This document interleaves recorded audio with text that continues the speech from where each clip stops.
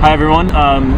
Today we're with Maria Titizian, who is the director of the Hrayr Maroukhian Foundation. Hi Maria. Thank you very much for taking time with us. Sure. We've got a few questions for you. Start off by telling us a little bit about the path that brought you to living in Yerevan today.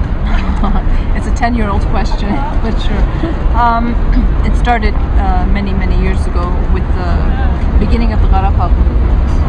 I was living in Canada, married, and when we first saw the videotapes of hundreds of thousands of protesters in the streets of Qarabağ, in the streets of Yerevan, demanding the reunification of Nagorno-Karabakh with Armenia, for us it was a turning point in our lives, for my husband and myself, and it was almost like a glimmer of light or hope that, I mean, it was unbelievable for my generation to fathom the reality of the possibility of an independent Armenian homeland. I have difficulty articulating how difficult it was for us to grasp that. And so when that sort of glimmer of light and hope came about, it was like, okay, let's go. But of course it took us many years and many challenges to finally get here in 2001, because we had 2 small children at the time. But I always tell people that even though it was a very difficult journey and it was a very difficult choice to make, to sort of, uproot yourself from everything that you know and come and live in a developing country with an uncertain future, it was the best decision that we ever made, ever. In 2009, the Hrayr Maroukhian Foundation was established as a sort of policy institute. Can you tell us about the goals, the mission of the foundation, and also some of the projects that have been worked on? Sure. So it was, like you said, established in 2009, and it was the objectives or the direction of the foundation, I don't think was very clear to all of us who were involved. We knew that we needed to establish something like a think tank. I don't like to use that sort of combination of words, but an institute that would be able to disseminate and espouse the values of socialism or social democracy. We try not to use the word socialism too much in Armenia because it's always associated with the Soviet past.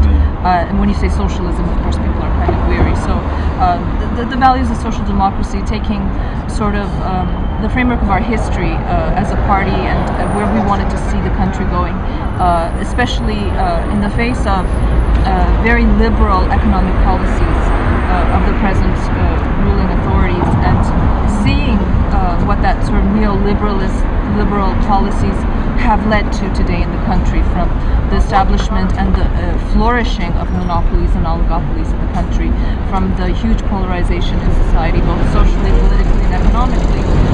So that was the general sort of thrust of what we wanted to do. Now, how we were going to achieve that became a whole other different thing.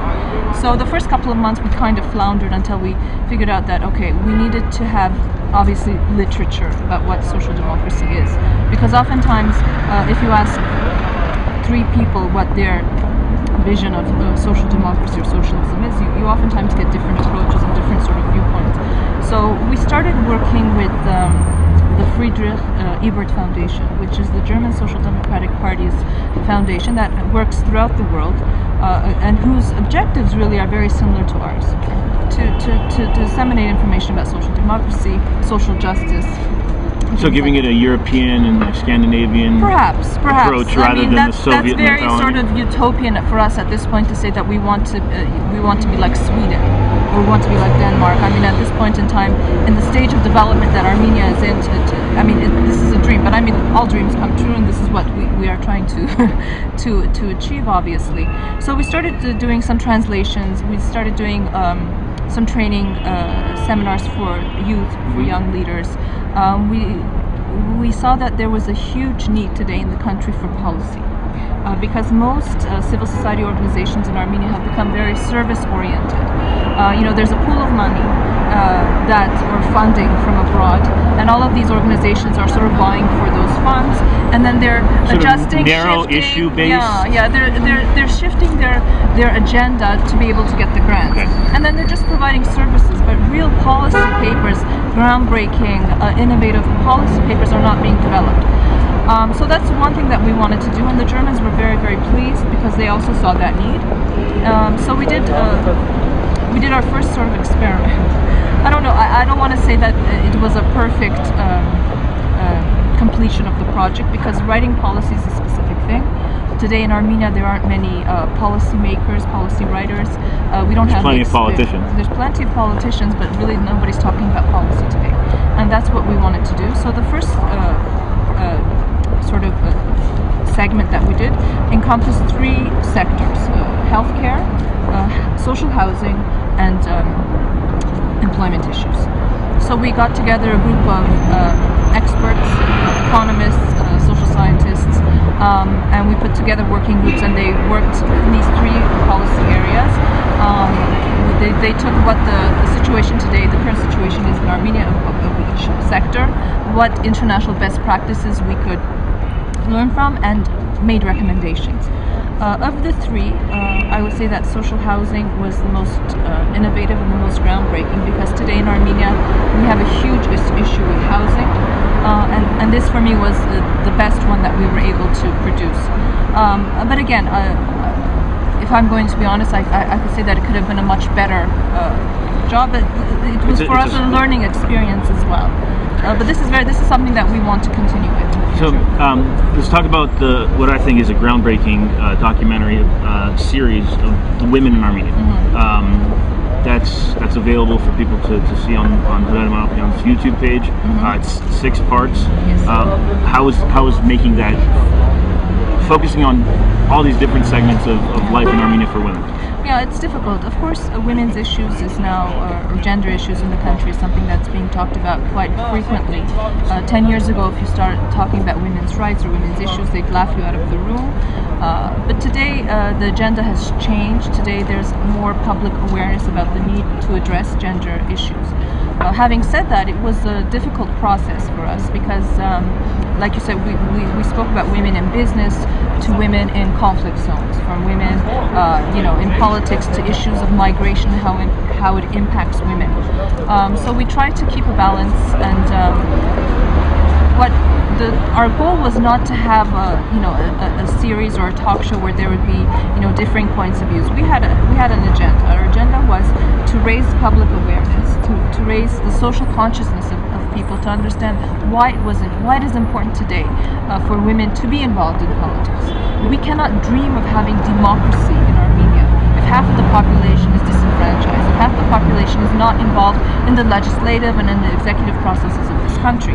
And women have a lot at stake here, because their lives are completely impacted by policies, or by lack of legislation, or by misperceptions of society of what a woman's role is. So I'm very proud of this series. It was we had like a talk show, and then we produced an 8-minute documentary for each segment. Having seen it, I thought it was very, very interesting.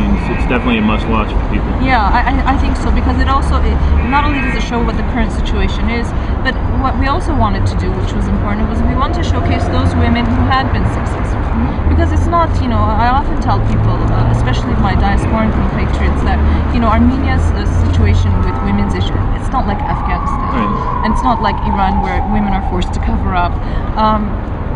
But striving to be a democratic, striving to be a more European, I don't like to use the word civilized, but more democratized society, it's very, very important to have women involved in every aspect of social public life. So policy recommendations that are being critically analyzed and proposed, are they being heard by government officials?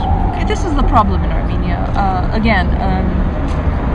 And it comes again, let me just explain how it was from the foundation's perspective. So we put together a group of experts. We worked for months developing these policy papers. We had them translated into English. We published them in a beautiful sort of series and whatever. And then we presented it to the public. We organized a conference. We invited all the stakeholders. That also included the relevant government ministries or agencies to come and listen. Some came, some didn't. We gave them the policy papers, but the difficulty or the the one flaw in all of this is that we weren't able to really mobilize other civil society organizations to come on board with us, to lobby the government, to enact the legislation, to ensure that housing is accessible and affordable for all segments of society. Same thing with healthcare or employment issues. So I think that we're on a learning curve. And government, unfortunately, isn't always interested in hearing alternative perspectives. Or they'll say, oh, we already know that, or, the one important thing that we try to do is we try to make it realistic. It's very easy to say today that we want universal healthcare in Armenia, that we want every citizen in the Republic of Armenia to have free, accessible healthcare. But how are you going to do it? How are you going to do it? So we came up with different options and solutions so that to say that, okay, if, for example, we were to put excise tax on liquor and cigarettes, right? You would be solving two problems. You'd be getting additional income into the budget, right? And at the same time, you would be alleviating the health problems associated with drinking and smoking, right? So these are things, but I mean, you can do all of these things, but there has to be the political will on behalf of the authorities. I guess that's a new thing, policy making based on analysis. Based on, real indicators and all of that. But again, I think that the problem also lies with the lack of effectiveness of civil society in Armenia today. Okay, so how does the general public, the cynical, seemingly disenfranchised person, how do they fit into all this? How do they fit into the policy making? That's a tough question. Yeah, because most people are cynical and disenfranchised today. I think that we need to do public awareness campaigns to tell people, look, if you want to ensure that your children, when they get married, are going to be able to afford housing, or after graduating from university with a master's degree or a PhD, to be able to find a job that would sustain them in Armenia, you need to lobby the government to ensure that it enacts certain policy, certain legislation. This is where the problem comes, in mobilizing people and consolidating sort of one vision. So citizens actually realizing that they have a power. Yeah, it's always about their rights and knowing their rights and responsibilities. It's not only about having the rights. Also, I always tell people that oftentimes people will say to me, locals, Maria, you're such an activist. These things aren't going to happen. You're dreaming. You're an idealistic diasporan who's living in Armenia in your privileged little bubble, and you don't understand. They might have a point, but at the same time, I am living and working and breathing and having to deal with all of this in the country. But I think that we have to understand that by myself, I cannot change anything. The two of us might not be able to change it, but if we had 20 people together, we really could enact change in this country. And it's always, maybe it's these, lofty things, but power of the people is really, really important here. And the authorities can sustain themselves so much if there's a real sort of public outcry or demand for change. I think that anybody who's sort of an activist or pushing the envelope in this country has so much of a bigger echo and a bigger impact in what they do rather than if they were somewhere else, because Absolutely. Everything is There's so much that needs to be changed in this country. And still developing, yeah. Of course, and it's a country that really doesn't know where it wants to go. I don't think that, forget the state authorities, forget Bedukun, as we say. If we just look at ourselves as a nation, what is it that we want? Where is it that we want to go? What kind of model of democracy do we want to have in this country? What kind of social justice do we want? Do we even want it? The Heritage Foundation just announced that Armenia is the 39th most liberal country in the world, and the authorities are so happy when they say this, but is that really necessarily such a good thing today? When all of the natural resources, all of the resources of this country have been privatized and are not shared by all of us. Those resources belong to each and every one of us. So if the Hrayr Maroukhian Foundation had all the resources available, had all the brilliant staff available to it, what would we see it working on? What would we see the policies developing around?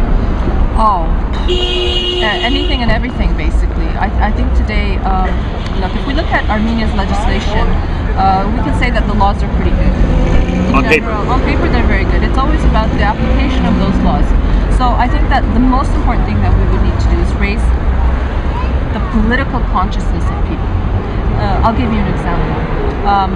a year and a half or 2 years ago, taxi drivers got up, they started protesting because the government had made changes about how old the cars had to be and licensing and things like this. And, sole proprietors of one taxi, they're being squeezed out of business and whatever. So we were having this discussion of why don't these taxi drivers, first of all, trade unions are another issue that we can talk about later. So another area that we wanted to expand in.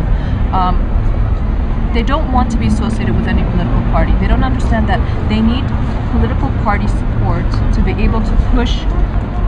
To be represented. Absolutely.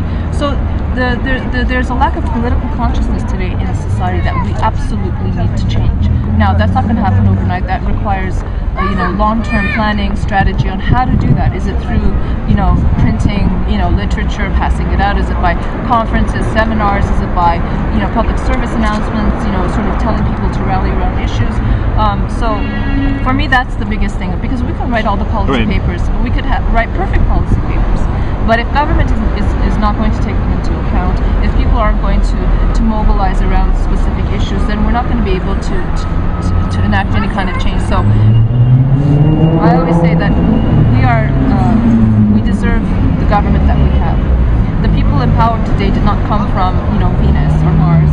They came from within this society. So and tomorrow's government will come from tomorrow's society. Absolutely. So if we don't start changing sort of the basic tenets of how we think, how we work, how we operate, what we want to do, how we want to do it, then we're going to be in this stalemate forever. It's just going to get worse and worse. So there's going to be more concentration of power in fewer hands. People are going to become even more disenfranchised and more disillusioned. And migration figures, if they're 80,000 today, they'll be 100,000 next year. And that's one of the biggest national security threats that we have today in the country. So it's about getting people. I know this may sound very idealistic and very simplistic, but it's about believing. It's about having that hope. And I always tell people that if I don't have hope, it's very difficult for me to live here. So I could, live somewhere that I don't have to be confronted with injustice every day. Where I don't have to, think about going to customs and having to deal with backward sort of state officials and all of that. So hope for a better tomorrow, and also hope that you can make that happen yourself. To believe. I mean, it's very simple and yet it's very difficult. It's very complicated to instill that kind of hope, because look, your generation today in Armenia, let's say from 25 to 35 years old, bright, brilliant young men and women, oftentimes have gone abroad, studied, and come back, can't find a job, can't afford a house. They think, well, I also want to work and live as a professional. I can do that in Europe or in the United States or Canada. Why do I have to stay here? It's about, when your mother is sick and you abandon her. For me, that's the correlation. I don't want to say that Armenia is sick, but it's not very healthy either. But it's that sense of ownership and sense of entitlement. I don't know. This is what it really needs to change. So about citizenry, a couple weeks ago, Armenia got its newest citizen after a 10-year battle. Let's call it a battle. Yeah. How was that journey? It was okay. Well, once they passed the dual citizenship law a couple of years ago, we wanted to apply, but there was a lot of sort of roadblocks because. It was very complicated in the beginning. Bureaucratic, complicated. It was almost, as a diasporan who had sort of burned all of her bridges to get to Armenia, it was like they were making it so difficult for me to become a citizen. So anyway, so they changed it around. It was fine. Things evolved. It needed time to evolve. The law needed time to evolve. And then when it got easier, but at one point, I was interviewed by Armenia State Television, and I complained about the visa and passport office.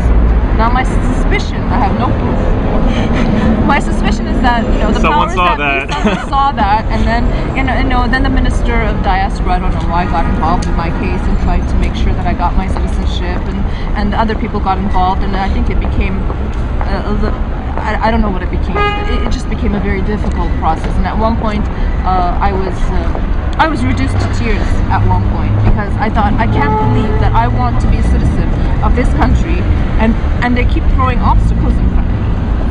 And I had given up, and then I said, I'm not going to let them get the better of me, whether they want me or not. It's my right.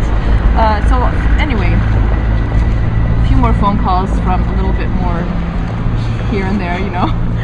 I finally got it. Persistence. Yeah, so when they called me to say that your passport is ready, that you're sitting, everything is fine, I was walking up the 4 flights up to where I'm supposed to get my passport that says I'm a citizen of Armenia, and I'm still really not believing it. I'm thinking, okay, they're going to say something, they're not going to give it to me, they're going to do something.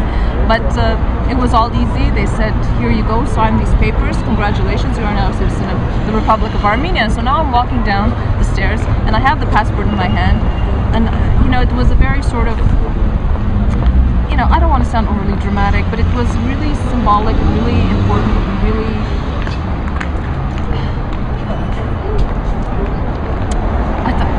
the first thing that came to my mind was my grandfather was That was nice. Congratulations on that. Maria Titizian, we look forward to following Hrayr Marouhkhian Foundation's work, the website, the Facebook, the YouTube, the videos, the policy papers. Congratulations on the beginnings of a great project.